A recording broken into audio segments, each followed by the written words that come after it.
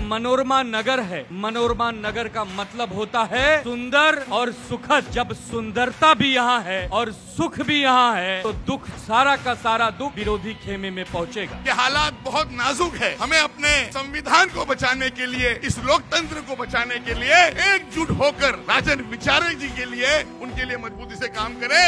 जे काही हुकुमशाह सरकार ज्या पद्धतीने काम करते हैं, ज्यांनी शिवसेनेचा धनुष्यबाण चोरला, ज्यांनी राष्ट्रवादी काँग्रेसचं घड्याळ चोरलं, ज्यांनी पक्ष संपवायचा प्रयत्न केला, अशा लोकांना महाराष्ट्रातले जर 48चे 48 जर खासदार निवडून आले तर मला असं वाटतं की योग्य उत्तर मिळू शकेल।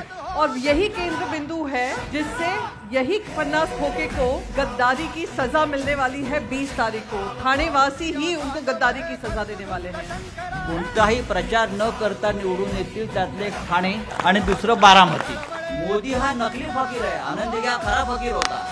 दिघे साहेबांचा अपमान करणाऱ्याला या ठाण्यामध्ये पाय ठेवण्याची हिंमत होता कामा। दिघे साहेबांची प्रॉपर्टी ही बघा, ही बसलेली ही प्रॉपर्टी आहे। दिघे साहेबांचं नुसतं ठाणा नाही, अख्खा ठाणे जिल्हा होता आणि या ठाणे जिल्ह्यामध्ये प्रत्येक शिवसैनिक हा त्याच्या कुटुंबातला माणूस होता। अरे दिघे साहेब गेले नाहीत, दिघे साहेब आहेत आणि ते बघतायत आणि ते तुमच्या उरावर बसणार आहेत। जिथे जिथे चोरलेला धनुष्यबाण आहे त्या सर्व ठिकाणी मशालीचाच विजय होणार।